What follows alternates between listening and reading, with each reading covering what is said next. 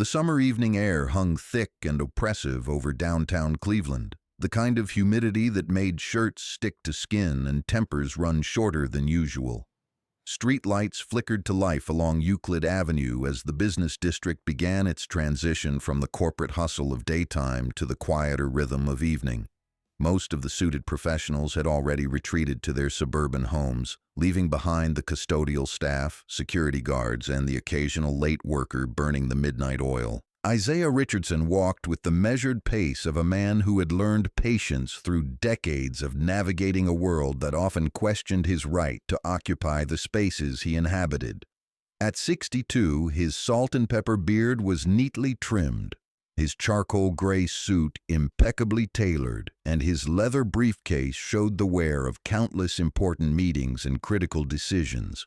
His dark eyes, framed by wire-rimmed glasses, carried the weight of wisdom earned through years of seeing both the best and worst of human nature. He had just left his office at the federal courthouse, where he had been working late on a landmark case involving police reform, a case that would reshape how law enforcement operated across 3 states. The irony of what was about to unfold would not be lost on him later. But for now, he was simply a man walking to his car, thinking about the brief he needed to finish and the precedent he was about to set. The parking garage was dimly lit, its concrete walls casting long shadows that seemed to swallow the sound of his footsteps. Isaiah's Mercedes sat in his reserved spot, the one marked with a small placard that read, "Chief Justice."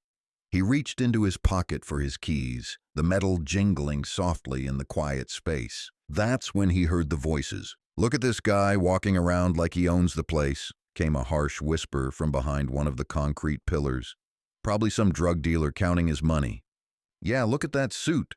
Nobody dresses that nice unless they're compensating for something illegal," another voice responded, carrying the distinctive accent of someone who had grown up thinking certain neighborhoods were his to patrol and certain people were his to question. Isaiah's trained ear caught the conversation, but he continued toward his car, his pace unchanged. In his years on the bench, he had developed an almost supernatural ability to remain calm in the face of hostility, to let words wash over him like rain on stone. He had heard it all before, and he suspected he was about to hear it again. Officer Derek Sullivan emerged from the shadows first, his hand resting casually on his service weapon. At 35, Sullivan had the kind of swagger that came from 15 years of believing his badge made him untouchable. His partner, Officer Kyle Harrison, followed close behind, younger at 28, but with the same predatory gleam in his eyes that marked him as someone who had joined the force for all the wrong reasons. "Excuse me, sir," Sullivan called out, his voice carrying the false politeness that barely concealed underlying hostility. "We'd like to have a word with you." Isaiah turned slowly, his expression neutral but his mind already cataloging details. 2 officers, no visible backup, approaching in a parking garage rather than in public view. Their body language aggressive, their positioning calculated to intimidate. He had seen this scenario play out in countless cases that had crossed his desk, but experiencing it firsthand was an entirely different matter. "Good evening, officers," Isaiah replied, his voice carrying the measured tone he used in his courtroom. "Is there something I can help you with?" Sullivan's eyes narrowed at the lack of immediate deference. Most people, especially people who looked like Isaiah, responded to police with either fear or over-the-top respect. This man's calm confidence was unsettling, and Sullivan didn't like being unsettled. "We've had reports of suspicious activity in this area," Harrison chimed in, lying as easily as he breathed. "Drug deals, break-ins. You mind telling us what you're doing here?" Isaiah's expression didn't change, but internally he felt the familiar combination of disappointment and resolve that came from witnessing systemic injustice firsthand. "I'm walking to my car, officer. I work in this building." "Sure you do," Sullivan scoffed, taking a step closer. "What kind of work? Janitor? Security guard?" The assumption hung in the air like a toxic cloud. Isaiah could have corrected them immediately, could have shown them his judicial identification, and watch their attitudes transform from hostility to humiliating apology. But something in their demeanor told him this encounter was about more than mistaken identity. This was about power, about two men who believed their badges gave them the right to harass anyone they deemed unworthy of respect. "I'm a government employee," Isaiah said simply, maintaining his dignity while testing their reaction. Harrison laughed, a sound devoid of humor. "Government employee? Like what? Collecting welfare checks? Let me see some identification." Isaiah reached slowly into his jacket pocket, his movements deliberate and non-threatening. Years of watching body camera footage in brutality cases had taught him exactly how quickly situations could escalate, how easily a simple gesture could be misinterpreted or deliberately misconstrued. He withdrew his wallet, the leather worn but well-maintained, and extracted his driver's license. Sullivan snatched it from his hand before Isaiah could properly offer it, his behavior becoming more aggressive by the moment. "Isaiah Richardson," he read aloud, his voice dripping with mock authority. "Well, Mr. Richardson, this license says you live in Shaker Heights. That's a pretty fancy neighborhood. You sure you didn't steal this car we're about to see you get into?" The accusation was so baseless, so rooted in racial prejudice, that it would have been laughable if it weren't so dangerous. Isaiah had lived in Shaker Heights for over 20 years, in a house he had purchased with money earned through decades of legal work and judicial service. He had contributed more to his community in a single year than these two officers likely would in their entire careers. But he understood that none of that mattered to them. "Officer," Isaiah said, his voice remaining calm despite the growing tension, "I assure you I have every right to be here. If you'd like to verify my identity further, I'd be happy to provide additional documentation." "Additional documentation?" Harrison mocked. "What, like fake papers? We know how this works. You people always have an explanation, always have some story about why you're where you're not supposed to be." The phrase, "you people," landed like a physical blow. Isaiah had heard it countless times throughout his career, in courtrooms where defense attorneys tried to undermine his credibility, in social situations where his presence made others uncomfortable, and now in a parking garage where two men with badges and guns felt entitled to question his very existence. Isaiah's hands remained at his sides, his posture non-threatening but dignified. "Officers, I'm going to reach for my phone to call someone who can verify my identity." "Don't you dare reach for anything!" Sullivan barked, his hand moving to his weapon. "You keep your hands where we can see them. Kyle, call this in. We've got a suspicious person refusing to cooperate." The escalation was happening exactly as Isaiah had seen it happen in countless cases that had come before his court. Two officers emboldened by their authority and prejudice, creating a situation that justified their own aggression. He could see the script playing out, could predict almost every word they would say and every action they would take. Harrison pulled out his radio, his voice taking on the official tone officers used when they wanted their actions to seem legitimate. "This is Unit 47. We have a suspicious person in the downtown parking garage at Euclid and East 9th. Subject is being uncooperative and may be under the influence." The lie about being under the influence was particularly galling. Isaiah hadn't had so much as a sip of wine with dinner, but he knew that accusation would be used to justify whatever came next. It was a standard part of the playbook, a catch-all excuse that would sound reasonable in any police report. "I am not under the influence of anything, officer," Isaiah said clearly, speaking loudly enough that his voice would carry to anyone who might be within earshot. "I am completely sober and I am cooperating with your questions." "Sure you are," Sullivan sneered. "That's what they all say. Turn around and put your hands against the car." Isaiah felt a chill run down his spine. This was the moment when the encounter would cross the line from harassment to false arrest, from verbal abuse to physical violation. He could comply and hope to de-escalate, or he could assert his rights and risk their reaction. Either choice carried dangers, but one carried the weight of self-respect. "Officer, I have done nothing wrong. I have committed no crime. I have been cooperative and respectful. I do not consent to being searched." Sullivan's face flushed red with anger. In his 15 years on the force, he had grown accustomed to immediate compliance, to the fear and deference he believed his badge deserved. This man's calm resistance was infuriating, a challenge to everything Sullivan believed about his place in the world. "You don't get to consent or not consent," Sullivan snarled. "When we tell you to do something, you do it. Now turn around before this gets worse for you." Isaiah remained standing straight, his briefcase in one hand, his car keys in the other. "Officer, I am asking you politely to please let me go to my car and go home. I have done nothing to warrant this treatment." Harrison stepped forward, his younger face twisted with the kind of rage that came from being denied what he felt was owed to him. "You think you're better than us? You think because you talk all proper and wear a fancy suit that you're something special?" The question revealed more about Harrison's insecurities than he probably intended. This wasn't about law enforcement or public safety. This was about two men who felt diminished by Isaiah's dignity, threatened by his education and success, and determined to reassert their perceived dominance through the only means they understood: force and intimidation. "I don't think I'm better than anyone," Isaiah replied, his voice carrying the patience of a man who had spent decades dealing with hostility and prejudice. "I simply want to go home to my family." Sullivan grabbed Isaiah's arm without warning, his grip tight enough to leave marks. "You'll go home when we say you can go home. Right now you're coming with us." The physical contact crossed a line that could not be uncrossed.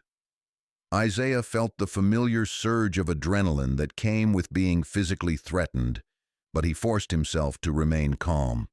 His years on the bench had taught him that losing control in moments like this only provided justification for further escalation. "Officer, you are physically restraining me without cause. I am not resisting, but I am not consenting to this treatment." Harrison produced handcuffs, the metal catching the light from the overhead fluorescence. "He's resisting arrest. Look at him, trying to pull away." Isaiah wasn't pulling away. He was standing perfectly still, allowing Sullivan to maintain his grip while clearly stating his objections for any recording devices or witnesses that might be present. But the truth was less important than the narrative these officers were constructing, and their narrative required him to be the aggressor in this encounter. The handcuffs clicked into place with a sound that would haunt Isaiah's memory for months to come. Not because of the physical discomfort, though the metal bit into his wrists, but because of what they represented: the complete failure of a system he had spent his entire career trying to improve. "You're under arrest for resisting arrest and disorderly conduct," Sullivan announced, as if the circular logic of arresting someone for resisting an unlawful arrest made perfect sense. "What was I resisting arrest for initially?" Isaiah asked, his legal mind automatically identifying the flaws in their case. "Don't get smart with us," Harrison warned, pushing Isaiah toward their patrol car. "You'll have plenty of time to think about your attitude in lockup." As they walked toward the patrol car, Isaiah's mind was already working. He thought about the police reform case sitting on his desk, about the dozens of similar cases he had seen over the years, about the systematic changes he had been working to implement. He thought about his wife, who would be expecting him home for dinner, and his children, who would learn about this embarrassment through news reports rather than from him directly. Most of all, he thought about the moment when these officers would learn exactly who they had arrested, and he wondered if their reaction would be shame, fear, or defiance. In his experience, men like Sullivan and Harrison rarely felt shame for their actions, even when confronted with undeniable evidence of their misconduct. The patrol car door slammed shut behind him, the sound echoing through the parking garage like a gunshot. As they drove toward the station, Isaiah closed his eyes and prepared himself for what would come next. He had seen enough cases to know that this night was far from over and that the real battle for justice was just beginning. The police station buzzed with the familiar chaos of a Friday evening shift change. Officers shuffled paperwork, processed minor arrests, and engaged in the casual banter that marked the end of another day of serving and protecting. The fluorescent lights cast harsh shadows across the institutional green walls, and the air carried the mixed scents of coffee, disinfectant, and the particular mustiness that seemed to inhabit every government building in America. Isaiah Richardson sat in the back of the patrol car, his hands still cuffed behind him, watching the building approach through the reinforced glass. He had been inside this station before during official visits and community meetings, but never as a prisoner. The perspective was jarring, a reminder of how quickly circumstances could transform the familiar into the threatening. Sullivan and Harrison exchanged confident glances as they pulled into the station's parking area. Their radio chatter had already begun the process of craftifying their version of events, turning a routine harassment into a heroic encounter with a dangerous suspect. It was a story they had told before in different variations, and they had no reason to believe this time would be any different. "Central, we're coming in with the suspect from the parking garage," Harrison spoke into his radio, his voice carrying the self-important tone of someone who believed he had done something significant. "Male, approximately 60 years old, well-dressed but uncooperative, claims to work in the federal building." The response crackled through the radio. "Copy that, Unit 47, bring him through booking." Isaiah listened to this exchange with the detached, analytical mind that had served him well throughout his judicial career. Already the story was being shaped and molded, transformed from reality into the version that would justify their actions. He made mental notes of each detail, each small lie and exaggeration that would later become part of the official record. The car doors opened, and Isaiah was escorted into the station by his captors. The booking area was typical of police stations across America, utilitarian, intimidating by design, and populated by a mix of officers who ranged from bored to actively hostile. A few looked up as they entered, their expressions showing mild curiosity at the sight of the well-dressed older man in handcuffs. Sergeant Linda Martinez looked up from her paperwork as they approached the booking desk. At 45, she had seen enough arrests to recognize the difference between actual criminals and people who had simply run afoul of overzealous officers. Something about this particular arrest struck her as unusual, though she couldn't immediately put her finger on what it was. "What do we have here?" Martinez asked, her tone professional but carrying a hint of skepticism. "Suspicious person in the federal building parking garage," Sullivan replied, pushing Isaiah forward slightly. "Wouldn't identify himself properly, became aggressive when we tried to question him. Possible drug activity in the area." Martinez raised an eyebrow. The man standing before her looked more like a college professor than a drug dealer, and his calm demeanor suggested someone accustomed to stressful situations rather than someone under the influence of controlled substances. "Sir," Martinez addressed Isaiah directly, "I need you to state your name for the record." "Isaiah Richardson," he replied clearly, his voice carrying the same measured tone he had maintained throughout the encounter. Martinez typed the name into her computer, and Isaiah watched her expression change as information populated her screen. Her eyes widened slightly, and she looked up at him with a mixture of recognition and growing concern. "Mr. Richardson," she said carefully, "it says here that you're employed by the federal court system. Is that correct?" "Yes, that's correct," Isaiah confirmed, noting the shift in Martinez's demeanor and the way Sullivan and Harrison had suddenly grown quiet behind him. Martinez's fingers flew across the keyboard, accessing databases that contained more detailed information about federal employees. As the data loaded, her face grew increasingly pale. She looked at Isaiah again, then at the arresting officers, then back at her screen as if she couldn't believe what she was reading. "Officers," Martinez said slowly, her voice tight with barely controlled tension, "I need to speak with you privately for a moment." She gestured toward a small office behind the booking desk, but Isaiah spoke before they could move. "Sergeant Martinez," he said, his voice carrying quiet authority, "I am Chief Justice Isaiah Richardson of the United States District Court for the Northern District of Ohio. I was arrested while walking to my car after working late in my chambers. I have committed no crime, and I believe this arrest is without legal justification." The booking area fell silent. Every conversation stopped, every officer turned to look, and the ambient noise of the station seemed to fade to nothing. Martinez stared at Isaiah as if he had just announced he was the President of the United States, while Sullivan and Harrison stood frozen behind him like deer caught in headlights. "Did you just say Chief Justice?" Martinez asked, her voice barely above a whisper. "Yes," Isaiah confirmed.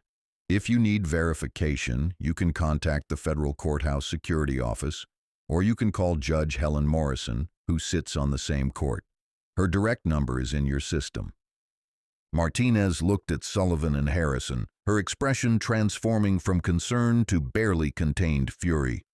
"Officers, step into my office, now." "Sergeant," Sullivan began, his voice carrying the first hint of uncertainty they had heard from him all evening. "There must be some mistake. This guy was acting suspicious, wouldn't cooperate with our investigation." "Your investigation?" Martinez's voice rose sharply. "What investigation? What crime was he suspected of committing?" Harrison stepped forward, trying to salvage the situation. "We had reports of drug activity in the area. He matched the description of a suspect." "What description?" Martinez demanded. "Be specific." The silence that followed was damning. Both officers realized they had walked into a trap of their own making, constructing a story without considering the possibility that their lies would be examined by someone with the authority and knowledge to challenge them. Isaiah remained silent during this exchange, watching the dynamics play out with the same analytical mind he brought to complex legal cases. He could see the exact moment when Martinez realized the full scope of what had happened, and he could see the panic beginning to set in for Sullivan and Harrison. "Sergeant Martinez," Isaiah said calmly, "I would like to call my attorney and notify the court security office of my whereabouts. I assume I have that right, despite the circumstances of my arrest." Martinez nodded quickly, her professional training taking over despite the unprecedented nature of the situation. "Of course, Your Honor. Absolutely. Officers, remove those handcuffs immediately." "But, Sergeant," Sullivan protested, "he hasn't been processed yet. We haven't completed the arrest procedure." "The arrest procedure?" Martinez's voice was deadly quiet now. "You mean the procedure for falsely arresting a Chief Justice of the United States District Court? Is that a procedure they taught you at the Academy, Officer Sullivan?" The sarcasm cut through the air like a blade. Sullivan's face flushed red, but whether from embarrassment or anger was impossible to tell. Harrison had gone pale and was staring at the floor as if he could will himself to disappear. Isaiah felt the handcuffs release, the circulation returning to his hands as he rubbed his wrists gently. The marks left by the metal would fade, but the memory of this moment would remain with everyone present for the rest of their careers. "Your Honor," Martinez said, her tone now appropriately respectful, "I apologize for this situation. This should never have happened. Can I escort you to a private office where you can make your calls?" "Thank you, Sergeant. That would be appreciated." As they walked toward the office, Isaiah could hear the urgent, whispered conversation between Sullivan and Harrison behind him. Fragments of their panic reached his ears. "How were we supposed to know?" And "This is going to end our careers." And "We need to talk to the union rep." The office Martinez led him to was small but private, with a desk, 2 chairs, and a phone. She gestured for him to sit, then hovered uncertainly by the door as if she wasn't sure whether she should leave or stay.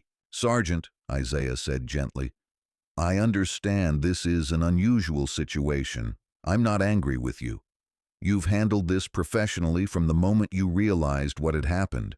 The officers who arrested me, however, that's a different matter entirely." Martinez nodded grimly.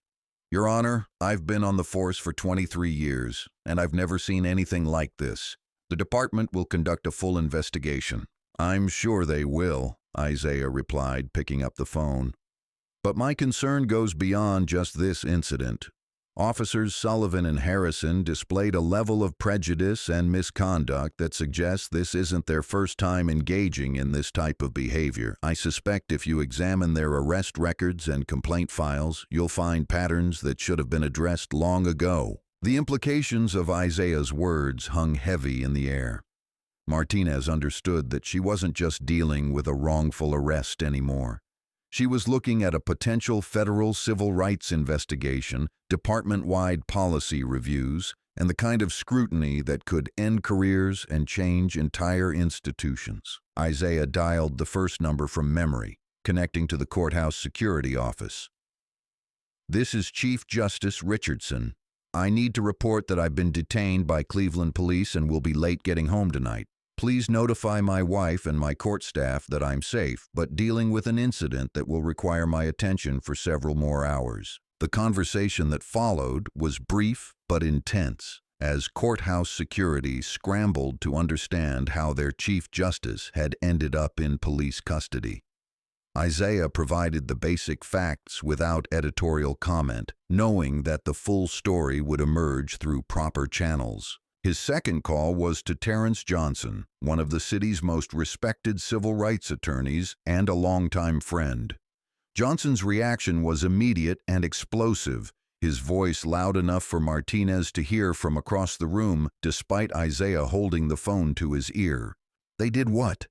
Johnson's voice carried through the small office. "Isaiah, tell me exactly what happened, and don't leave out a single detail." Isaiah recounted the evening's events with the precision of someone who had spent decades analyzing testimony and evidence. He presented the facts chronologically, without emotion or interpretation, allowing Johnson to draw his own conclusions about the officer's behavior and motivations. "This is unbelievable," Johnson said when Isaiah finished his account. "I'm coming down there right now. Don't sign anything, don't agree to anything, and don't let them intimidate you into downplaying what happened." "Terrence, I'm not going to be intimidated by anyone, but I want this handled properly through appropriate channels. This isn't about revenge or personal satisfaction.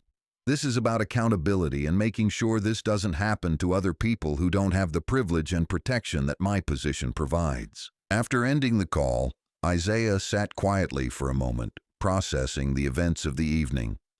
Through the office window, he could see the activity in the station continuing around him, but he sensed a change in the atmosphere. Word was spreading about who he was and what had happened, and he could see officers gathering in small groups, their conversations urgent and concerned. Martinez knocked softly on the doorframe. "Your Honor, I've spoken with Captain Walsh. He's on his way in to meet with you personally. He asked me to convey his deepest apologies for what happened tonight." "I appreciate that, Sergeant. Has anyone spoken with Officers Sullivan and Harrison about their version of events?" Martinez's expression darkened. "They're being interviewed separately right now. I can tell you that their stories don't match each other, and neither of them matches what actually happened according to the security footage from the parking garage." Isaiah raised an eyebrow. "There's security footage?" "Yes, Your Honor. The federal building has cameras covering the entire parking area. We've already requested a copy of the recordings from tonight."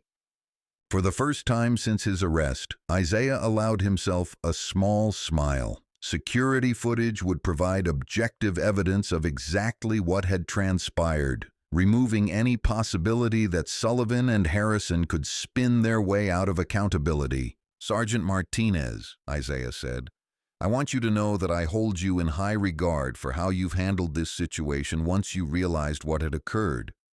That kind of professionalism and integrity is exactly what police work should look like."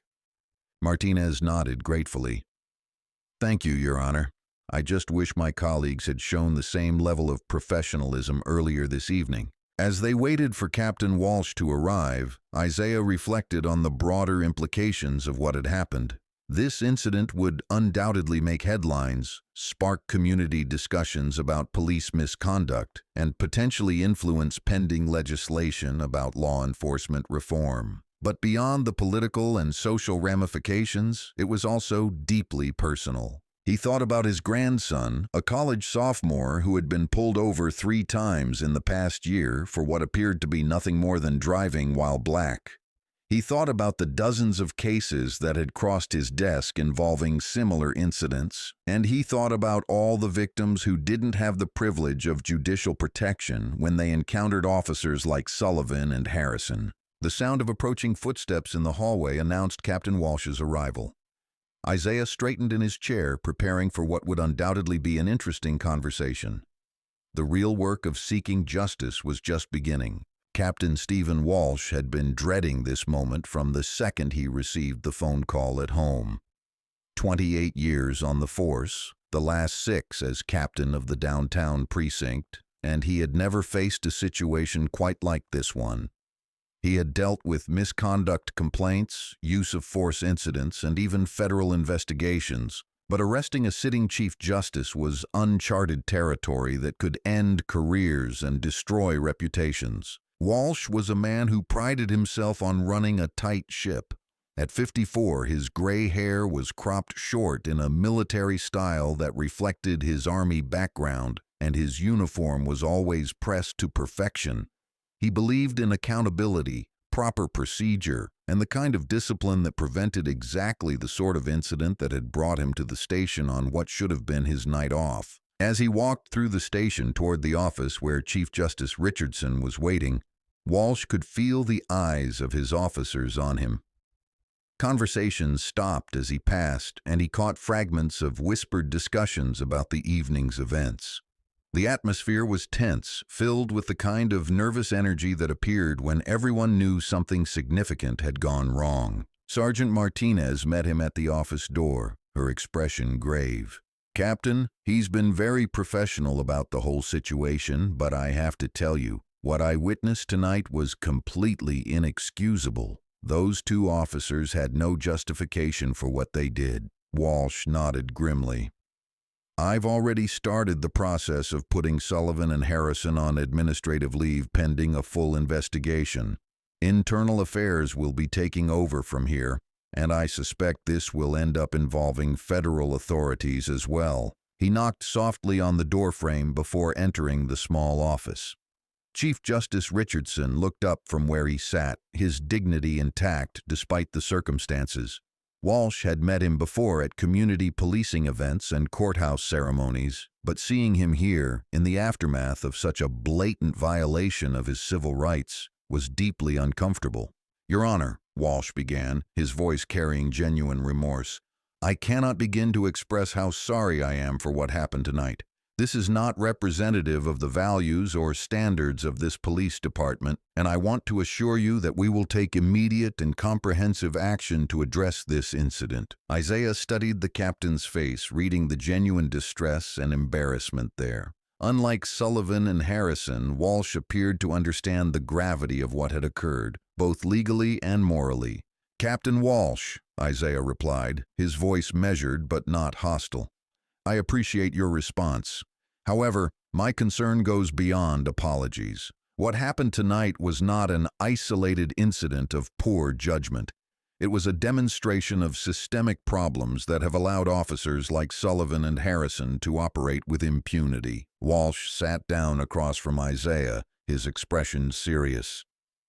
"Your Honor, can you walk me through exactly what happened from your perspective?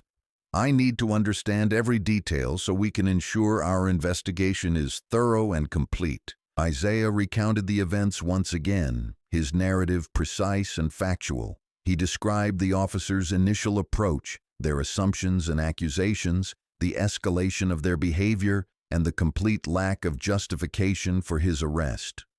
Walsh listened without interruption, his expression growing darker with each detail.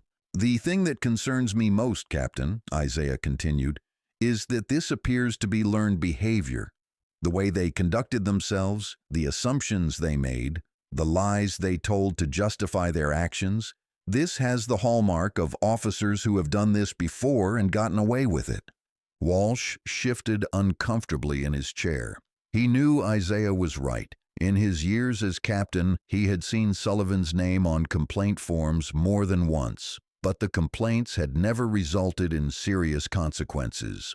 Harrison was newer to the force, but he had clearly learned from Sullivan's example. "Your Honor, I won't insult your intelligence by claiming I wasn't aware that both officers had previous complaints in their files.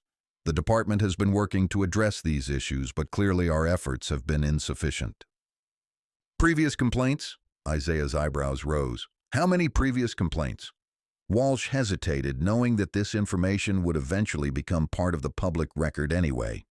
Sullivan has had 7 complaints filed against him in the past 5 years.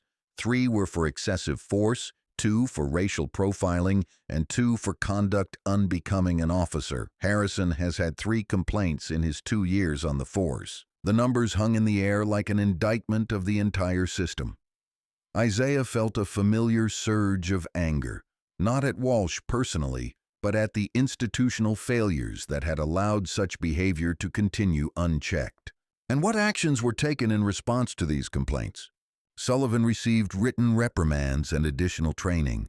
Harrison was counseled by his supervisors. None of the complaints resulted in suspension or termination. Isaiah leaned back in his chair, processing this information. "Captain, I've presided over dozens of cases involving police misconduct. In my experience, officers who accumulate that many complaints rarely reform their behavior through training and counseling alone.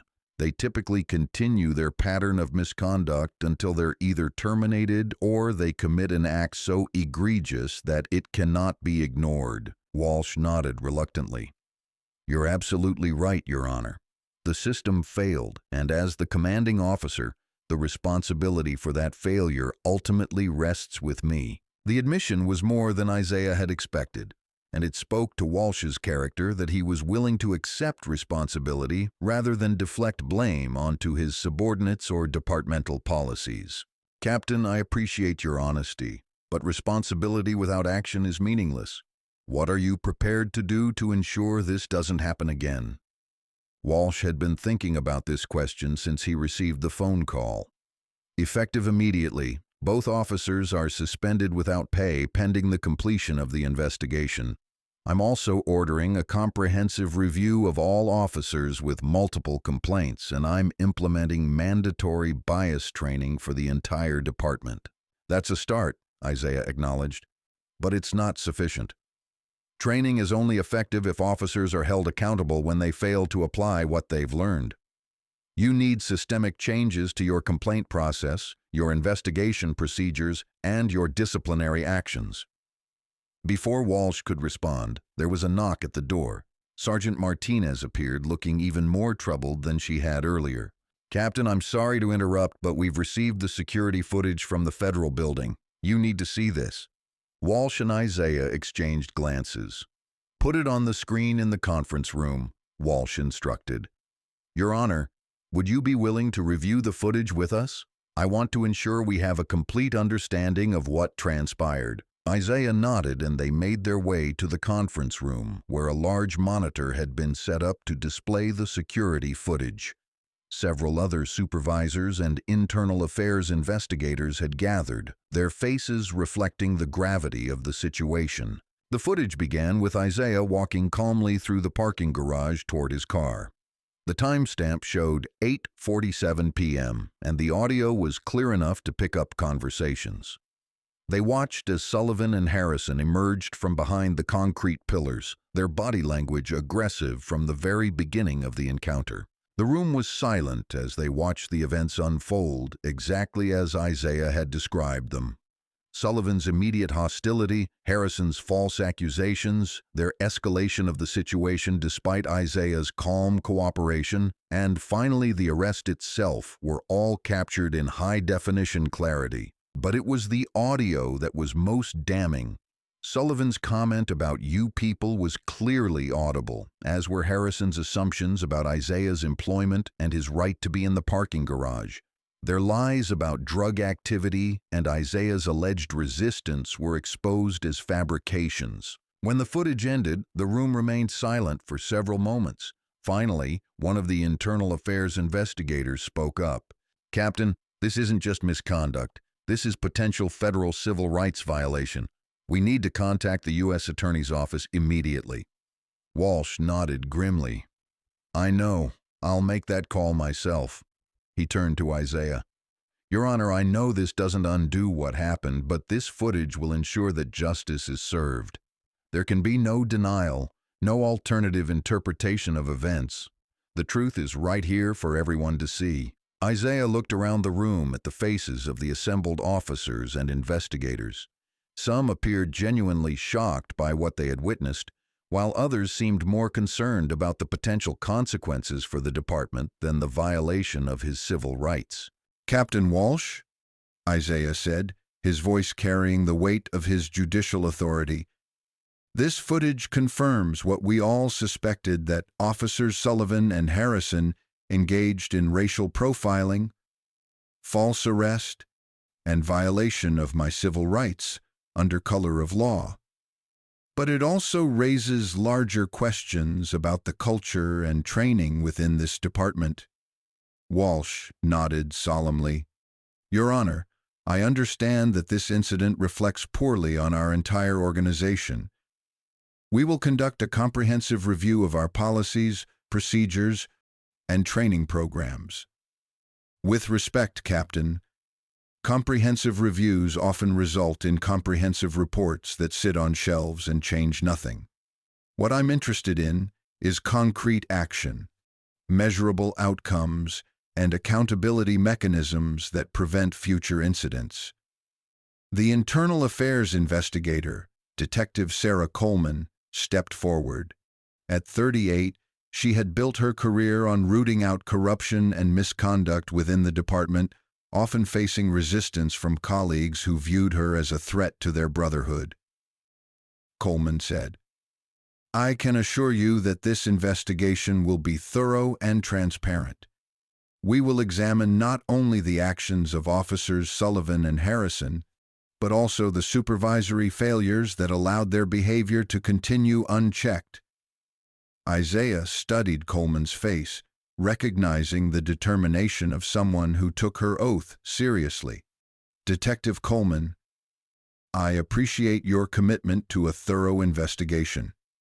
However, I want you to understand that my interest extends beyond just these two officers. I want to know how many other people have been subjected to similar treatment by members of this department. Coleman nodded. We're already pulling the arrest records and complaint files for both officers. We'll be contacting everyone who filed complaints against them, as well as reviewing their arrest patterns to identify potential civil rights violations. Walsh shifted uncomfortably in his chair. He knew that this level of scrutiny would likely uncover other incidents that the department had hoped to keep quiet. The political and financial ramifications could be enormous, but he also understood that transparency was the only path forward. Your Honor, Walsh said, I want to be completely honest with you. This investigation may reveal systemic problems within our department that go beyond just these two officers.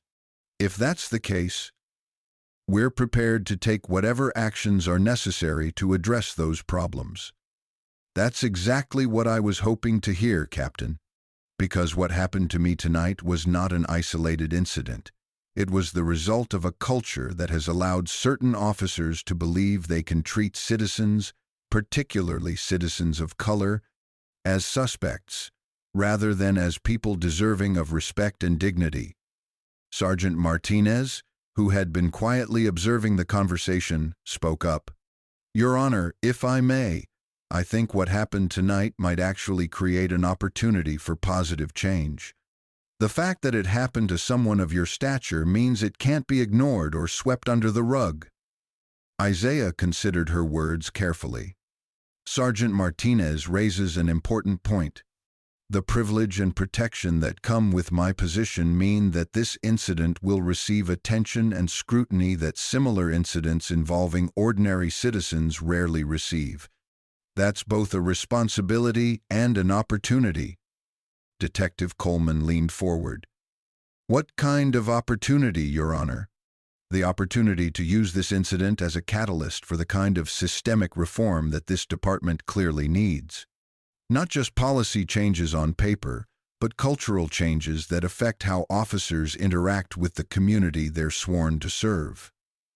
Walsh looked around the room at his subordinates, reading their expressions. Some seemed skeptical, others appeared motivated, and a few looked frankly terrified about the implications of what Isaiah was proposing. "Your Honor, what specifically would you recommend?" Isaiah had been thinking about this question since his arrest, drawing on his years of experience reviewing police misconduct cases and his knowledge of reform efforts in other jurisdictions. First, immediate implementation of body cameras for all officers, with strict disciplinary action for any officer who fails to activate their camera during citizen encounters. Second, revision of your complaint process to include independent review and civilian oversight. Third, mandatory bias training that goes beyond a single session and includes ongoing education and evaluation.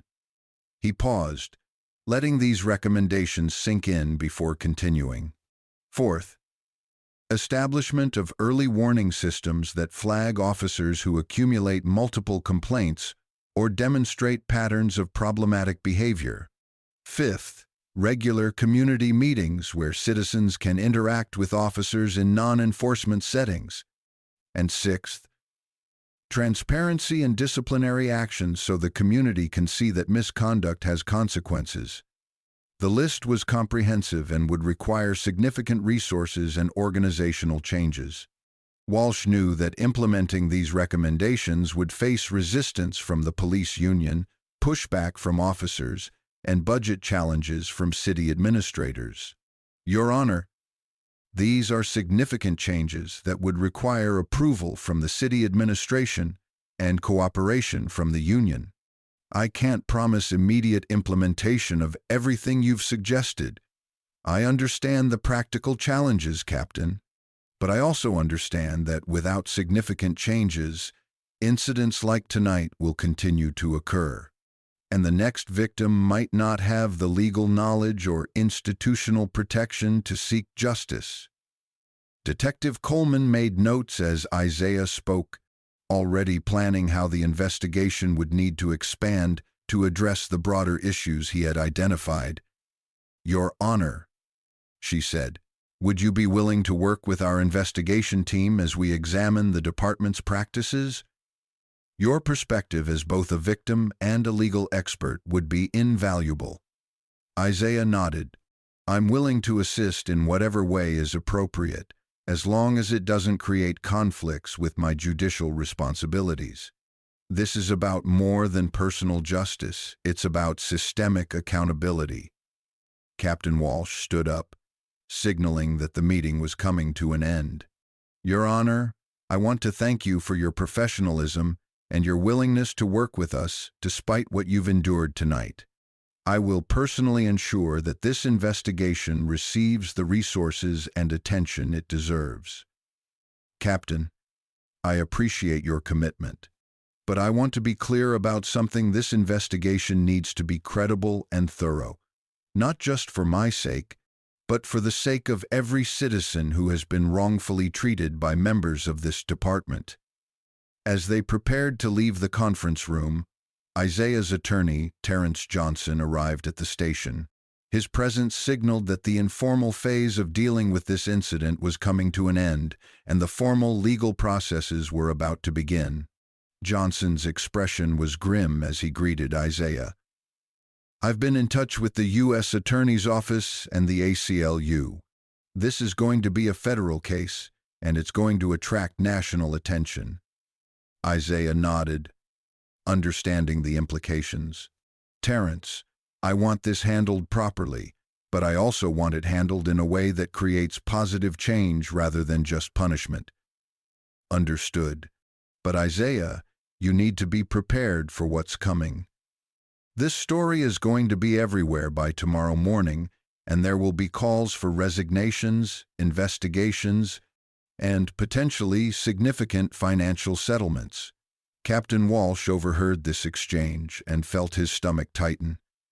He had hoped to contain the damage and handle the situation internally, but he was beginning to understand that this incident had implications far beyond his department. "Mr. Johnson," Walsh said, "I want to assure you that the department is taking this matter seriously and will cooperate fully with any federal investigation." Johnson studied Walsh's face, reading the genuine concern there. "Captain, I appreciate that. But cooperation means more than just providing documents and answering questions. It means being willing to acknowledge systemic problems and implement real solutions." "We understand that, Mr. Johnson. The question is whether we can work together constructively or whether this becomes an adversarial process that benefits no one." Isaiah looked between his attorney and the police captain, recognizing a critical moment in determining how this situation would unfold. "Gentlemen," he said, "I believe there's an opportunity here for restorative justice rather than just punitive action. But that opportunity depends on the department's willingness to embrace genuine reform rather than just damage control." The tension in the room was palpable as everyone considered the implications of Isaiah's words. The next few decisions would determine whether this incident became a catalyst for positive change or simply another example of the justice system's failures. By morning, the story had exploded across every major news outlet in the country. The headline variations were slight, but the impact was universal. Chief Justice arrested by police in racial profiling incident. Federal judge handcuffed in parking garage. And security footage shows police arresting sitting Chief Justice. Social media amplified the outrage with hashtags trending nationwide and cell phone footage from bystanders adding additional layers to the narrative. Isaiah Richardson woke in his Shaker Heights home to the sound of his phone ringing incessantly and the sight of news vans lined up along his normally quiet street. His wife, Dr. Amelia Richardson, a respected pediatric surgeon, sat at the kit corner table surrounded by newspapers and tablets, displaying coverage of the previous night's events. "How bad is it?" Isaiah asked, pouring himself a cup of coffee with hands that were steadier than he felt. Amelia looked up from her reading, her expression a mixture of anger and concern. "It's everywhere, Isaiah. CNN, Fox News, MSNBC, the New York Times, the Washington Post. They're all running the story, and the security footage is being played on every network." She handed him one of the tablets, showing a news segment where the anchor was discussing the incident with a panel of experts. The chyron at the bottom of the screen read, "Federal judge speaks out after wrongful arrest." Isaiah watched for a moment as legal analysts debated the implications of his arrest. Civil rights activists called for federal intervention, and police union representatives attempted damage control. The story had taken on a life of its own, becoming a symbol of broader issues around racial profiling and police accountability. "Have you heard from the courthouse?" Amelia asked, her medical training making her naturally focused on immediate practical concerns. "Judge Morrison called early this morning. She's handling my calendar for today, and the chief administrative officer is coordinating with court security to manage the media attention. They're being very supportive." Amelia nodded, but he could see the worry in her eyes. After 35 years of marriage, she knew him well enough to recognize when he was processing something significant. She also knew that his judicial temperament, which served him well on the bench, sometimes prevented him from fully expressing the emotional impact of traumatic events. "Isaiah," she said gently, "how are you doing with all of this? Not the legal implications or the political ramifications, but how are you processing what happened to you?" He set down his coffee cup and considered her question. In the immediate aftermath of the question, arrest, his mind had automatically shifted into analytical mode, examining the incident from legal and systemic perspectives. But underneath that intellectual response was a more personal reaction that he had not yet fully confronted. "I keep thinking about all the cases I've seen over the years," he said finally. "All the victims of police misconduct who came before my court, seeking justice for treatment that was remarkably similar to what I experienced last night. The difference is that my status and position mean this incident will receive attention and accountability that their cases rarely received."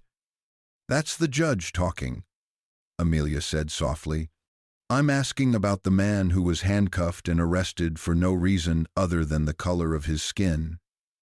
Isaiah was quiet for a long moment, staring out the Kit Connor window at the news crews setting up their equipment on his front lawn. When he spoke again, his voice carried a weariness that Amelia had rarely heard from him. "I felt helpless, Amelia. For the first time in decades, I felt completely powerless. Those officers looked at me and saw nothing but their own prejudices and assumptions. Everything I've accomplished, everything I've worked for, all of it was invisible to them." Amelia reached across the table and took his hand, but it wasn't invisible to everyone else. And now their behavior is being exposed for what it really was. Before Isaiah could respond, his phone rang again. This time the caller ID showed it was Terrence Johnson calling from his law office. "Isaiah, I hope you're ready for this to get even bigger," Johnson said without preamble. "I've been fielding calls all morning from reporters, civil rights organizations, and federal officials. The U.S. Attorney General's office wants to meet with you this afternoon." "The Attorney General?" Isaiah was surprised by the speed with which federal attention had focused on his case. "This has become a national story, Isaiah. The footage is damning, the officer's behavior was egregious, and you're a sitting federal judge. This is exactly the kind of case the Justice Department uses to demonstrate their commitment to civil rights enforcement." Isaiah understood the political dynamics at play. His arrest provided federal officials with a clear-cut example of police misconduct that could be used to advance broader policy objectives around law enforcement reform. What kind of meeting are they requesting? They want to discuss the possibility of federal charges against the officers, as well as a potential pattern and practice investigation of the Cleveland Police Department. They're also interested in your perspective on systemic reforms that might prevent similar incidents. The implications were significant. A federal investigation could result in a consent decree that would require comprehensive reforms of the police department, ongoing federal oversight, and significant financial costs for the city. "Have you heard anything from the city or the police department this morning?" Mayor Rebecca Torres called an emergency press conference for this afternoon. "My sources tell me she's planning to announce the suspension of both officers and the launch of an independent investigation. The police union is meeting this morning to decide their response." Isaiah could imagine the crisis management meetings taking place across the city as officials scrambled to respond to the growing controversy. The political pressure would be intense, but he wondered whether it would result in genuine reform or just cosmetic changes designed to calm public outrage. "Terrence, I want to be clear about something. I'm not interested in pursuing this case just for personal vindication or financial compensation. If we're going to move forward, it needs to be with the goal of creating systemic change that prevents other people from experiencing what I went through." "I understand, Isaiah. And I think that perspective will actually strengthen our case. Federal officials are more likely to pursue comprehensive reforms if they believe the victim is motivated by justice rather than just personal gain." After ending the call, Isaiah turned back to Amelia, who had been listening to his side of the conversation. It sounds like this is going to become much bigger than just a wrongful arrest case, she observed. It already has. The question is whether we can channel that attention toward meaningful reform or whether it just becomes another news cycle that generates outrage but no lasting change. Amelia studied her husband's face, recognizing the familiar expression he wore when confronting complex legal and moral issues. What do you think you want to do? I think I want to use whatever platform this situation has given me to push for the kind of comprehensive police reform that should have happened years ago. Too many people have suffered in silence because they didn't have the privilege and protection that comes with my position. Their conversation was interrupted by the doorbell. Through the front window, Isaiah could see a young reporter with a camera crew standing on his porch, despite the clear no trespassing signs that court security had posted around the property. I guess the quiet morning is over, Amelia said wryly. Isaiah's phone buzzed with a text message from Judge Morrison. Staff meeting at 10 a.m. to discuss media protocols and court security measures. Also, the Judicial Council wants to schedule a call this afternoon. The Judicial Council's interest indicated that Isaiah's arrest was being viewed as more than just a local incident. Federal judges enjoyed certain protections and immunities designed to ensure their independence, and an attack on one judge was considered an attack on the entire federal judiciary. As Isaiah prepared to leave for the courthouse, he reflected on how quickly his life had changed. 24 hours ago, he had been a respected but relatively anonymous federal judge. Now, he was at the center of a national conversation about racial justice and police reform. The irony was not lost on him that his arrest might ultimately advance the cause of justice more effectively than any ruling he had issued from the bench. Sometimes, he reflected, being a victim of injustice was more powerful than being a dispenser of justice. Outside, the media circus was in full swing. Television reporters were broadcasting live from his street.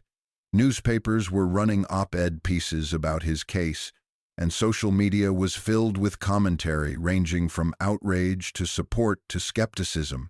The story had become a national Rorschach test, with different groups interpreting the incident through their own ideological lenses. But beneath all the media attention and political posturing was a simple truth. 2 police officers had violated the civil rights of an innocent citizen, and that violation had been captured on video for the world to see. Everything that followed would be measured against that fundamental reality. As Isaiah drove toward the courthouse, passing the protesters who had already begun gathering outside the police station, he thought about the enormous responsibility that had been thrust upon him. He had become more than just a victim of misconduct. He had become a symbol of the possibility for accountability and reform. The question was whether he would be able to use that symbolism effectively to create lasting change, or whether his case would join the long list of incidents that generated temporary outrage, but no permanent solutions. The answer would depend not just on the legal proceedings that lay ahead, but on his ability to maintain focus on the broader goal of justice for all citizens, not just those with judicial robes and federal protection. The Cleveland Police Patrolmen's Association headquarters buzzed with tense energy as union officials gathered for an emergency meeting. The building, a modest brick structure downtown, had seen its share of crisis management sessions, but nothing quite like this. Union President Frank Morrison, a 25-year veteran with graying temples and weathered hands, sat at the head of the conference table surrounded by lawyers, public relations consultants, and senior union officials. Morrison had been dreading this meeting since the first news reports aired at 6 a.m.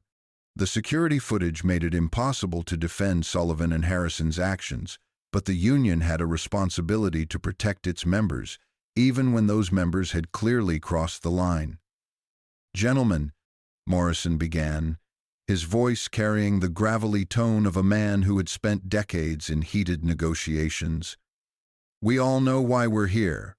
The Sullivan-Harrison incident has created a situation that threatens not just those two officers, but the reputation and bargaining position of every member of this union." Around the table, the faces were grim.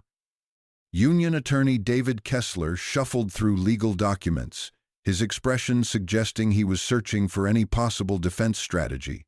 Public relations consultant Linda Hayes tapped nervously on her tablet, monitoring the flood of negative media coverage that showed no signs of slowing. "Frank," said Detective Lieutenant Robert Connor, a 30-year veteran who served as the union's vice president, "we've all seen the footage. There's no way to spin this as justified police work. Those two idiots arrested a federal judge for walking to his car." Morrison nodded reluctantly.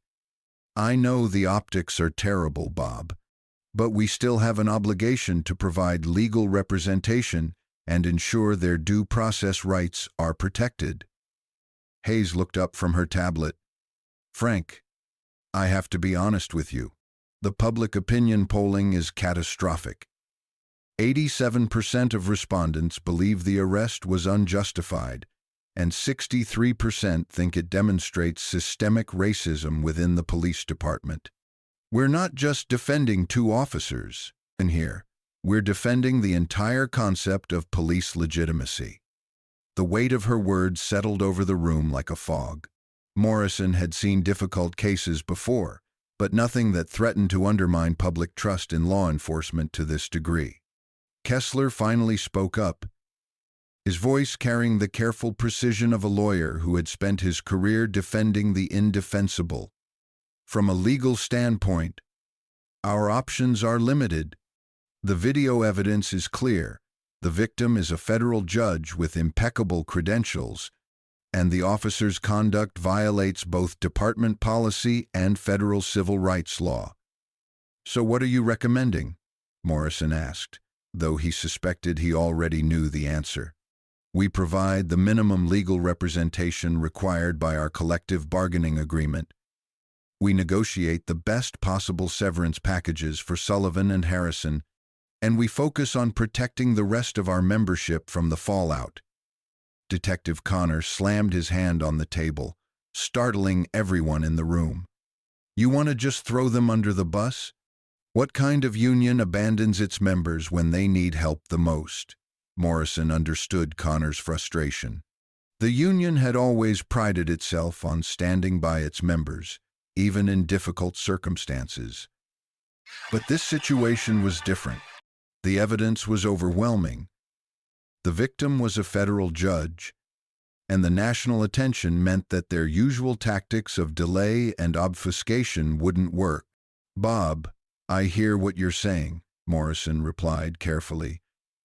"But we also have to think about the other 800 officers in this department who are going to be affected by whatever happens next. Sometimes you have to sacrifice a few pieces to save the rest of the board." Hayes pulled up another screen on her tablet. "There's something else we need to consider. I'm seeing reports that the Justice Department is considering a pattern and practice investigation of the entire department. If that happens, we're looking at years of federal oversight, mandatory reforms, and restrictions on officer discretion." The implications were staggering. A federal consent decree would fundamentally change how the department operated, potentially affecting everything from hiring practices to disciplinary procedures to use of force policies. Kessler leaned forward. A consent decree would also give the federal government significant input into our collective bargaining agreements. They could challenge provisions that protect officers from accountability. Morrison felt a chill run down his spine. The union's power came primarily from their ability to negotiate contracts that protected officers from discipline and provided generous benefits and job security. Federal oversight could undermine decades of hard-won concessions. "What are our options for preventing federal intervention?" he asked. Honestly, very limited, Kessler replied. The best we can hope for is to demonstrate that the department is capable of policing itself and implementing meaningful reforms without federal oversight. And how do we do that? We cooperate fully with the investigation. We support appropriate disciplinary action against Sullivan and Harrison, and we work with the city to implement comprehensive reforms that address the systemic issues the Justice Department is likely to identify. Connor looked incredulous. You're talking about cooperating with people who want to destroy everything we've built over the past 30 years. Morrison studied Connor's face, recognizing the anger and fear there. Many officers viewed any criticism of police practices as an attack on their personal integrity and professional identity. The idea of cooperating with reformers felt like betrayal. Bob, I understand how you feel, but we have to be realistic about our situation. We can either be part of the solution or we can be steamrolled by forces we can't control. The room fell silent as everyone considered the implications of Morrison's words. Through the windows, they could see protesters gathering in the street outside, their signs calling for justice and accountability. Hayes broke the silence. There's one more thing we need to discuss. I've been contacted by several national media outlets wanting interviews with union representatives. How do we want to handle media requests? Morrison thought for a moment. We issue a brief statement expressing concern about the incident and supporting a thorough investigation. We don't defend Sullivan and Harrison's actions, but we also don't throw them under the bus publicly. Beyond that, no interviews, no press conferences, no comments. That's probably the safest approach, Kessler agreed. Anything we say will be dissected and potentially used against us later. As the meeting continued, Morrison found himself thinking about his own career and the changes he had witnessed in policing over the past quarter-century. When he started as a patrol officer, the job had been simpler. The community generally trusted police, media scrutiny was minimal, and officer discretion was rarely questioned. Now, every police encounter was potentially recorded, every decision was subject to second-guessing, and officers operated in an environment of constant scrutiny. The Sullivan-Harrison incident represented everything that had gone wrong with modern policing. Officers who relied on outdated assumptions, departments that failed to address problematic behavior, and unions that prioritized protection over accountability. Detective Connor interrupted his thoughts. Frank, I still think we're making a mistake by not defending these guys more aggressively. Once we start abandoning our own members, where does it end? Morrison looked around the table at the faces of his colleagues, reading the mix of fear, anger, and uncertainty there. He understood their concerns, but he also understood that the old ways of doing business were no longer sustainable. Bob, defending our members doesn't mean defending indefensible actions. Sometimes the best way to protect the majority is to hold the few accountable for their misconduct. That's easy to say when it's not your career on the line, Connor shot back. Actually, it is my career on the line, Morrison replied quietly. If we handle this wrong, if we're seen as obstructing justice or protecting bad actors, the political backlash could destroy this union and everything we've worked to build. Hayes looked up from her tablet again. I hate to interrupt, but we've got another development. Mayor Torres just announced that she's appointing a civilian review board to oversee the investigation and make recommendations for departmental reforms. The announcement was another blow to the union's traditional PACDES authority. Civilian oversight had always been opposed by police unions as interference with professional law enforcement, but the political pressure from the Richardson incident made such opposition untenable. Kessler shook his head. A civilian review board with real authority could fundamentally change how disciplinary cases are handled. They might not be bound by the same procedural protections that are built into our contract. Morrison stood up and walked to the window, looking down at the protesters in the street. Their signs demanded justice, accountability, and reform concepts that were not inherently anti-police, but had become politicized through years of resistance and conflict. "Maybe that's not entirely a bad thing," he said, surprising everyone in the room. Connor stared at him. "Frank, are you feeling all right?" Morrison turned back to face the group. "Hear me out. What if we stopped viewing oversight and accountability as threats and started viewing them as opportunities to rebuild public trust? What if we worked with reformers instead of against them?" "You're talking about fundamental changes to how we operate," Hayes observed. "I'm talking about survival," Morrison replied. "The old model isn't working anymore. We can either evolve or we can become irrelevant." The room was quiet as everyone processed this radical departure from traditional union thinking. For decades, police unions had operated on the assumption that any criticism of officers was unfair and any call for reform was politically motivated. Morrison was suggesting a completely different approach. Kessler finally spoke. "If we're going to pursue that strategy, we need to be very careful about how we implement it. We can't abandon our core responsibility to represent our members, but we also can't be seen as obstructing legitimate reforms." Morrison nodded.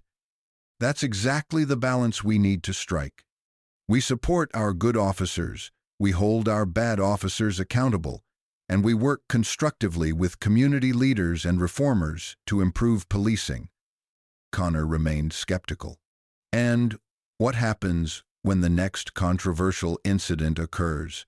Are we going to abandon those officers too?" "We're going to evaluate each case on its merits," Morrison replied. "When officers act appropriately, we'll defend them vigorously. When they don't, we'll support appropriate accountability measures." As the meeting concluded, Morrison knew that he was proposing a fundamental shift in union strategy that would face resistance from many members. But he also knew that the alternative, continuing to defend the indefensible, would ultimately destroy the union and undermine the profession they were all trying to protect. The Richardson incident had created a crisis, but it had also created an opportunity for the kind of meaningful change that had been needed for years. Whether the union chose to embrace that opportunity or resist it would determine not just their own future, but the future of policing in Cleveland and potentially across the nation. The imposing federal building in downtown Cleveland had seen many high-profile investigations over the years, but few had generated the kind of intense media attention that surrounded the Richardson case. Assistant U.S. Attorney Jennifer Walsh arrived at her office at 6 a.m. to find reporters already stationed outside the building, their satellite trucks creating a small village of media equipment on the sidewalk.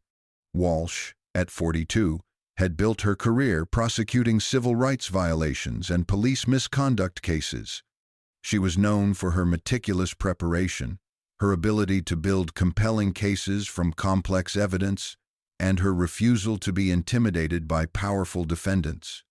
The Richardson case represented everything she had trained for: clear evidence of civil rights violations, national media attention, and the opportunity to send a strong message about federal commitment to accountability. Her first meeting of the day was with FBI Special Agent Marcus Thompson, who had been assigned to lead the criminal investigation. Thompson, a 15-year veteran of the Bureau, specialized in public corruption and civil rights cases. His methodical approach and reputation for thorough investigations made him the obvious choice for a case of this magnitude. "Jennifer," Thompson said as he entered her office carrying a thick file folder, "I've been reviewing the evidence all night. This is one of the most clear-cut civil rights violations I've ever seen." Walsh poured 2 cups of coffee and gestured for Thompson to sit. Walk me through what you found. Thompson opened his file and pulled out several photographs and documents. The security footage is damning. It clearly shows officers Sullivan and Harrison approaching Judge Richardson without any justification, escalating the encounter through their own aggressive behavior, and ultimately arresting him based on completely fabricated charges. He handed her a transcript of the audio from the security footage. The racial epithets and prejudiced assumptions are all recorded. Sullivan's comment about "you people" is particularly damaging, as are Harrison's assumptions about the judge's employment and right to be in the parking garage. Walsh read through the transcript, making notes as she went. "This is federal court, right here. Under Section 242 of Title 18, they deprived Judge Richardson of his civil rights under color of law. The evidence is overwhelming." "It gets better," Thompson continued. "I've been reviewing their personnel files and complaint histories. Sullivan has a pattern of racially motivated stops and arrests going back 5 years. Harrison may be newer, but he's clearly learned from Sullivan's example. How many similar incidents are we looking at? At least a dozen cases where Sullivan arrested African-American citizens under questionable circumstances. Most of the charges were eventually dropped, but the pattern is unmistakable." Walsh leaned back in her chair, considering the implications. "Marcus, this isn't just about 2 bad officers. This is about a department that allowed this behavior to continue unchecked for years.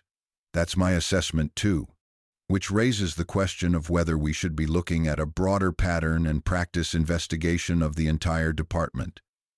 A pattern and practice investigation under Section 141 of the Civil Rights Act would examine the Cleveland Police Department's policies, training, and culture to determine whether civil rights violations were systemic rather than isolated incidents. Such investigations often resulted in consent decrees that required comprehensive reforms under federal oversight. Have you spoken with the Civil Rights Division in Washington? I have a conference call with them this afternoon. My sense is that they're very interested in using this case as a vehicle for broader reforms." Walsh understood the political dynamics. The Richardson incident had generated national attention and provided clear evidence of misconduct. It was exactly the kind of case that federal officials could use to demonstrate their commitment to civil rights enforcement. "What's our timeline for the criminal charges?" "I'd like to present the case to a grand jury within 30 days. The evidence is straightforward, and I don't anticipate any complications." "And the broader investigation?" "That's more complex. A thorough pattern and practice investigation could take 18 months to 2 years. We'd need to review thousands of arrest records, interview hundreds of witnesses, and analyze departmental policies and training materials." Their discussion was interrupted by Walsh's assistant, who informed her that Chief Justice Richardson and his attorney had arrived for their scheduled meeting. Isaiah Richardson entered the conference room with the same dignified bearing he had maintained throughout the ordeal. His attorney, Terrence Johnson, carried a briefcase filled with documents and legal analyses that would support their collaboration with the federal investigation. Walsh began, "I want to thank you for agreeing to meet with us. I know this has been a difficult experience, and we appreciate your willingness to cooperate with our investigation." "Miss Walsh," Isaiah replied, "I'm here because I believe this case represents an opportunity to address systemic problems that have been allowed to persist for too long. My interest is not in personal vindication, but in creating accountability mechanisms that protect all citizens." Thompson leaned forward. "Your Honor, we've reviewed the evidence extensively, and we believe we have strong criminal cases against both officers. We'd like to walk you through our findings and get your perspective on the broader issues within the department." Isaiah nodded. I'm happy to assist in whatever way is appropriate, but I want to be clear that my primary concern is ensuring that this incident leads to meaningful reform rather than just punishment for two individual officers. Johnson placed several documents on the table. We've prepared an analysis of their similar cases involving the Cleveland Police Department over the past 5 years. The pattern of behavior is consistent with what Judge Richardson experienced. Walsh reviewed the documents, noting the detailed case summaries and statistical analyses that Johnson's team had compiled. This is excellent work. It will be very helpful in building our broader case. Your Honor, Thompson said, can you walk us through your experience that night? I know you've already provided a statement, but sometimes talking through the details helps us understand the officer's mindset and motivations. Isaiah recounted the events once again, his narrative precise and analytical, but this time he also provided context about his judicial experience with similar cases and his observations about the officer's behavior and apparent training. What struck me most, Isaiah concluded, was how routine their behavior seemed. These weren't officers making split-second decisions under pressure. They were following a script that they had clearly used before. Walsh nodded. That's consistent with what we're seeing in their arrest records. They had a pattern of approaching African American citizens in situations where white citizens would likely never have been questioned, which suggests that this behavior was either explicitly encouraged by supervisors or implicitly tolerated through lack of accountability. Johnson added. Thompson pulled out another file. We've also been looking at the department's complaint process. Citizens who filed complaints against these officers faced significant barriers and lengthy delays. Most complaints were ultimately dismissed without investigation. That's particularly troubling, Isaiah observed. An effective complaint process is essential for identifying problematic officers and addressing misconduct before it escalates. Walsh stood at the window, her reflection overlapping the skyline of Cleveland as the morning sun glared off glass towers. Your Honor, based on what we've discussed, I believe this case justifies both criminal prosecution of the individual officers and a civil inquiry into the Cleveland Police Department as a whole. The evidence is that strong. Isaiah leaned forward, his hands clasped on the table. Then you understand the stakes. This isn't just about Derek Sullivan or Kyle Harrison. This is about a system that allowed them to believe their behavior would never face consequence. If you stop at the individuals, you miss the disease while treating only the symptoms.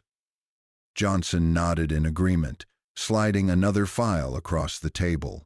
We've already identified several cases where Sullivan's arrests collapsed under scrutiny, yet the department never disciplined him beyond a paper reprimand. A pattern like that doesn't survive without willful blindness at higher levels, Agent Thompson interjected, his voice firm. That's exactly why we're recommending a pattern and practice investigation. The Richardson incident provides a clean, high-profile entry point, but we can use it to uncover the culture that bred this kind of misconduct. Isaiah exhaled slowly, the weight of decades of cases echoing in his mind. You'll find more victims, I guarantee it. People who never had the resources, connections, or visibility to challenge what happened to them. I can name 3 from my own docket alone whose complaints sounded almost identical to my experience last night. Walsh returned to the table, her tone precise but energized. Here's how I see it. Within 30 days, we convene a grand jury to indict both officers under 18 U.S. C Section 242 for deprivation of rights under color of law. That's the criminal side. Simultaneously, we'll coordinate with the Civil Rights Division in D.C. to launch a full-scale pattern and practice investigation under 34 U.S.C. Section 12601. That investigation will look at training, supervision, complaint handling, and disciplinary practices and across the department. And the city? Johnson asked. They'll resist at first, Thompson answered grimly. The union will posture, the mayor will hedge, but the footage leaves them no room for denial. Once indictments drop, public pressure will make resistance politically untenable. If the department wants to avoid a federal lawsuit, they'll have to negotiate a consent decree. Isaiah sat back, letting the words hang in the sterile conference room. He had spent his life interpreting the law, applying it, weighing it with cold precision. But now the law had turned inward, not on some faceless defendant, but on the very institution sworn to uphold it. This, he said quietly, almost to himself, may finally be the moment where reform becomes unavoidable. Walsh looked at him carefully. Your Honor, you've spent your career defending justice from the bench. Are you prepared to be the face of this fight in the court of public opinion as well? Isaiah met her gaze without flinching. I didn't choose this role, but now that it's been forced on me, I won't turn away from it. If my arrest can shine a light on what countless others have endured in the dark, then it will not have been in vain. Johnson closed his briefcase with a decisive snap. Then let's get to work. The room fell into purposeful silence as federal prosecutors, FBI investigators, and a wrongfully arrested Chief Justice prepared to transform a night of humiliation into a crusade for systemic accountability. Outside, reporters crowded the sidewalks, unaware that inside this building, the groundwork was being laid for one of the most consequential civil rights cases the city and possibly the nation had seen in decades.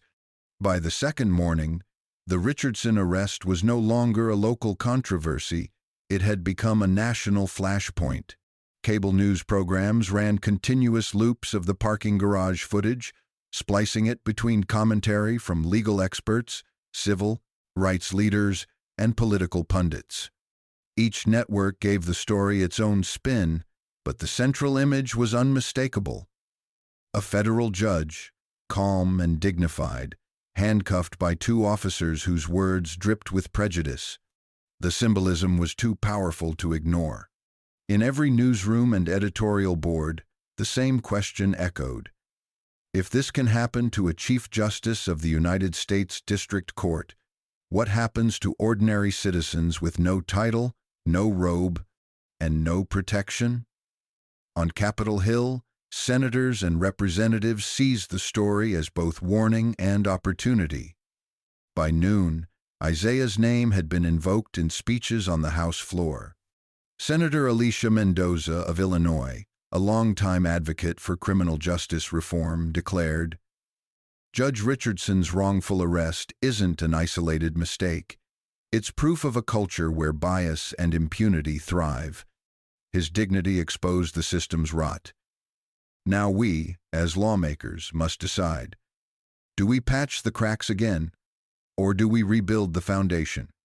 Her words went viral, drawing praise from reform advocates and anger from those who accused her of politicizing a police mistake. The White House, too, could not remain silent. By the afternoon press briefing, reporters demanded comment. The press secretary, with carefully measured tones, confirmed that the president had spoken with Judge Richardson personally that morning. Though details were scarce, the mere acknowledgement sent a signal. This was no longer just Cleveland's crisis, it was the nation's. Meanwhile, inside Cleveland's City Hall, Mayor Rebecca Torres convened an emergency session with her advisors. The pressure was immense. Protesters lined the steps outside, chanting for justice, waving placards that read, "Justice for Richardson, justice for all, and end racial profiling now." The mayor's staff urged her to act decisively. Anything short of bold measures, they warned, would doom her politically and potentially invite federal takeover of the city's police department. "Do we suspend the entire precinct?" her chief of staff asked. "That would look like an admission the department is broken," the mayor replied, pacing the conference room. "With respect, Madam Mayor," another advisor interjected, "the footage already proved it's broken." Inside the Cleveland Police Patrolmen's Association, union leaders scrambled to contain the political damage. Some members argued for aggressive defense of Sullivan and Harrison, while others whispered that the officers were now radioactive. The debate turned ugly, with older union stalwarts insisting that if they fall, anyone can, while younger officers worried their careers would be tainted by association. In Washington, the Department of Justice worked behind closed doors on a strategy. Civil rights groups were already demanding a pattern and practice investigation not just of Cleveland, but of multiple departments across the Midwest. Isaiah's case had become the rallying cry reformers had been waiting for. The Attorney General knew this was more than a criminal matter. It was a political turning point. As for Isaiah himself, he found his quiet Shaker Heights home transformed into a media siege. Each morning, his driveway filled with reporters shouting questions over the hedges.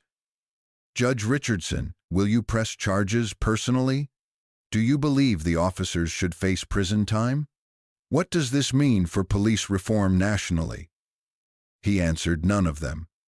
For now, silence was his shield. But inside his home office, he drafted notes, reflecting on what he would say when the time came. He knew one thing: whatever words he eventually spoke would not just be his own. They would belong to a movement much larger than him. The national conversation had begun. The pressure on Cleveland, its mayor, its police, and its union would only intensify. And Isaiah Richardson, once just a respected jurist in Ohio, had become the unwilling center of a storm that threatened to reshape policing across America. By the third day, Isaiah Richardson could no longer avoid the cameras. Silence, once a dignified shield, now risked being mistaken for retreat. His phone had been buzzing non-stop requests from 60 Minutes, CNN, PBS, and even late-night hosts who wanted him to speak on air. Civil rights leaders urged him to step forward. Political strategists whispered that this was his moment. His wife, Amelia, ever his compass, finally put it bluntly at the breakfast table. "Isaiah, people are waiting to hear your voice. If you don't shape this story, others will shape it for you." That afternoon, Isaiah agreed to a press conference on the steps of the federal courthouse. The choice of location was deliberate. It was the building he had served in faithfully for decades, the same building he had left on the night of his arrest. Reporters packed the plaza, their microphones clustered like a bouquet of steel stems. Protesters stood just beyond the police barricades, their chants echoing off the marble columns. When Isaiah appeared, flanked by his attorney Terrence Johnson and his wife Amelia, the crowd fell into an expectant hush. Dressed in his black judicial robe not as a symbol of superiority, but of service, he looked out at the sea of cameras and voices and began to speak. "My name is Isaiah Richardson. For more than 30 years I have served this city, this state, and this nation as a lawyer, a judge, and now as Chief Justice of the United States District Court for the Northern District of Ohio. Last Friday night, I was not treated as a judge. I was not treated as a citizen. I was not treated as a human being deserving of dignity. I was treated as a suspect, based solely on the color of my skin." Gasps rippled through the crowd. Cameras zoomed closer.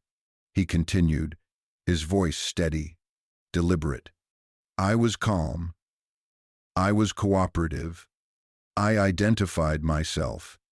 And yet, I was handcuffed, accused, and humiliated.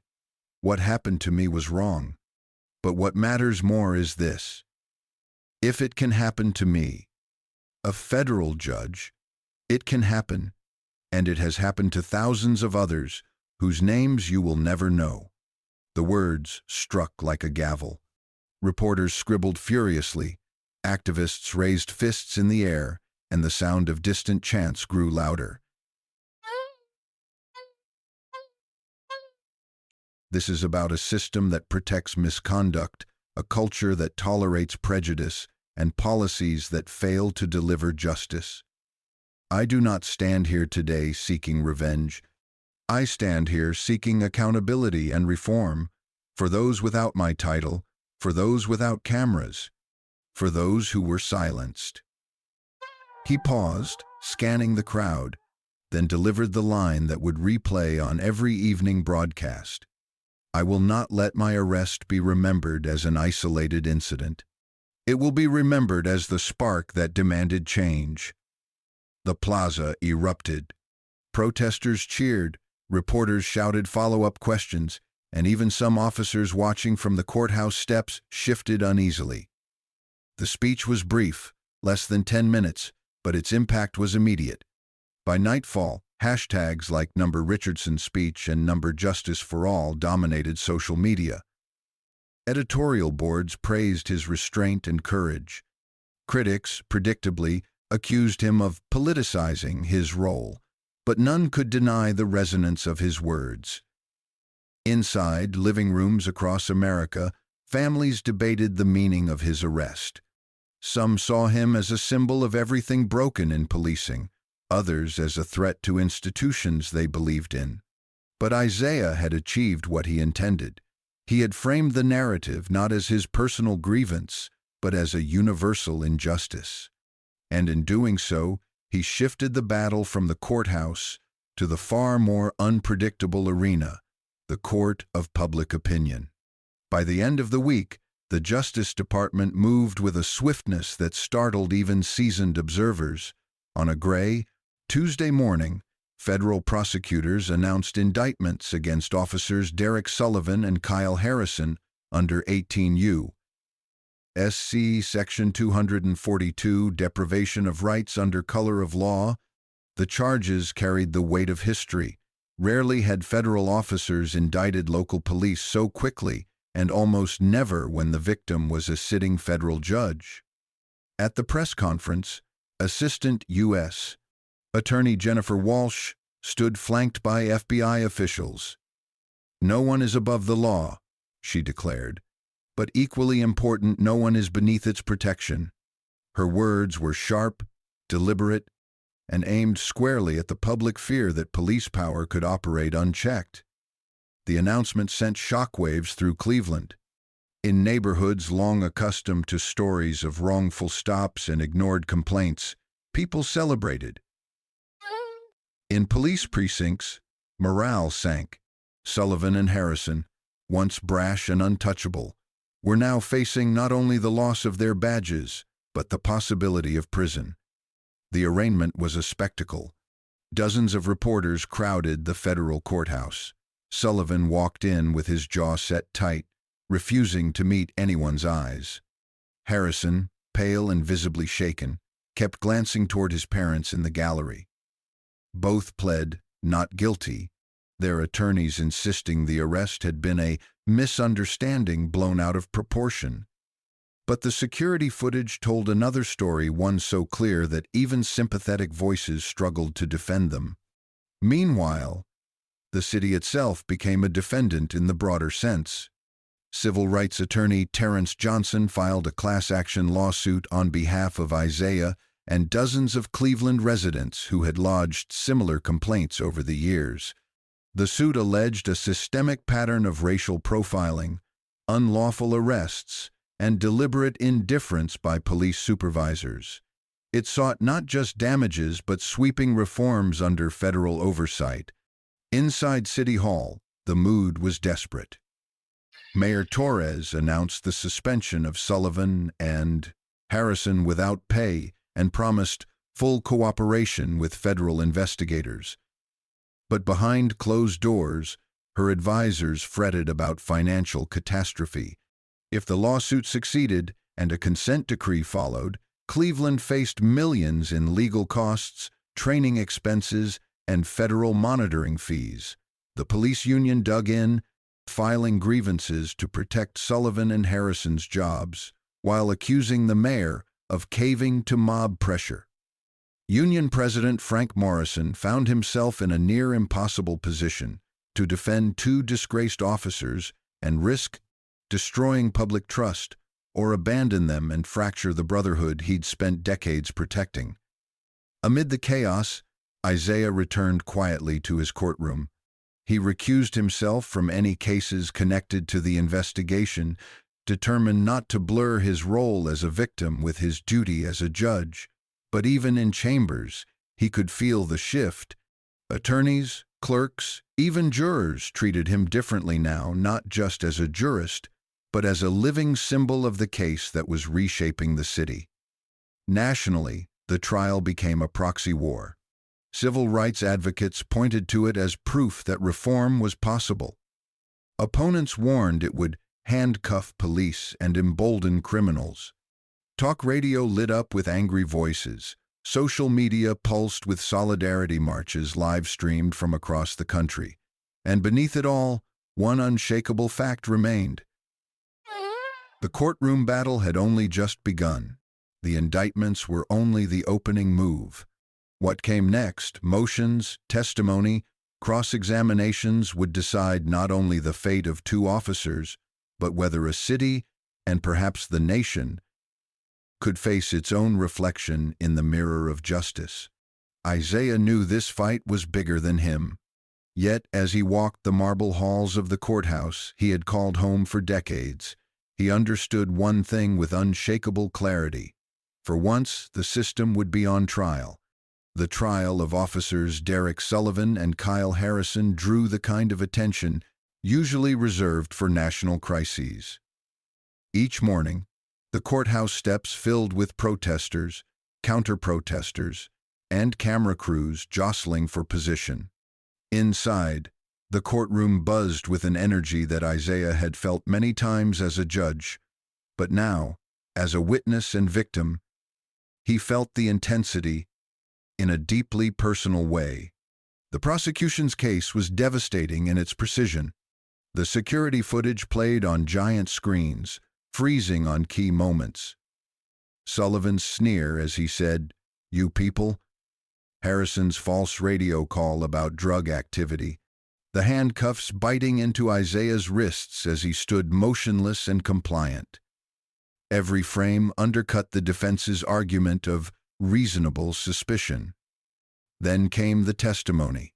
Isaiah spoke with the same measured clarity he used in his courtroom, his words steady and unflinching.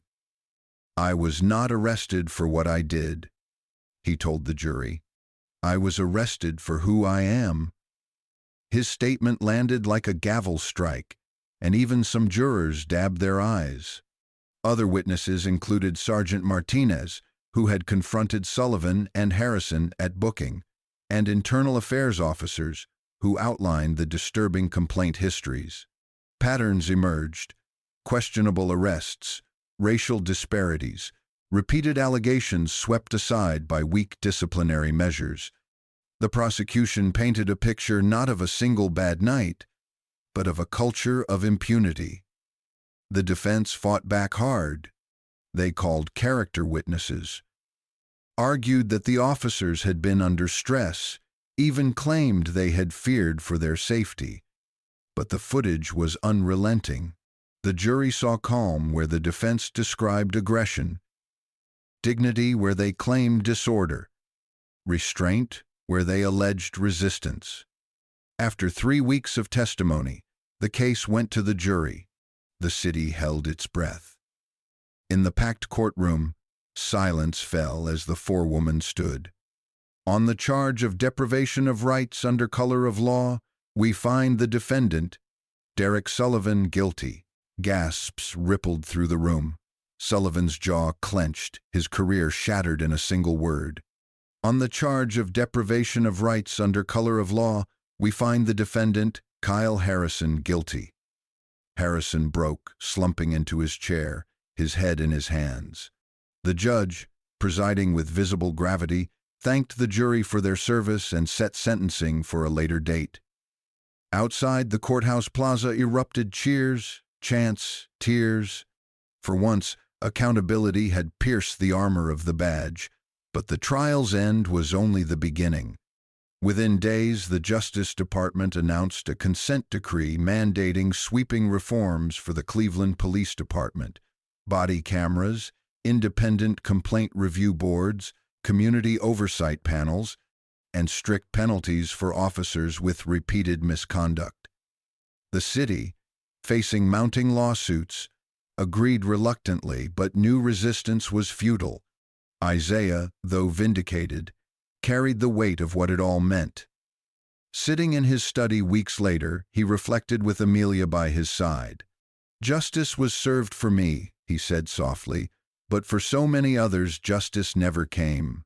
My hope is that this case lights a path forward, so fewer lives are broken by the same injustice." Amelia squeezed his hand. "You didn't ask for this role, Isaiah, but you turned it into something bigger than yourself. That matters." In the months that followed, Cleveland became a test case for reform. Other cities watched closely, some fearing, others hoping that the Richardson precedent would ripple outward. Activists invoked his name in speeches, while lawmakers cited his arrest during hearings on national policing standards. For Isaiah, life returned slowly to something resembling normal, though never quite the same. He continued his work on the bench, more resolute than ever. But he knew his legacy was no longer just the opinions he wrote. It was the night he stood in a parking garage, handcuffed for daring to exist in dignity, and the battle that followed. The story of Chief Justice Isaiah Richardson became not only a cautionary tale, but a catalyst. And though he would never claim to be a hero, history would remember his arrest not as a moment of humiliation, but as the moment the system itself was finally put on trial.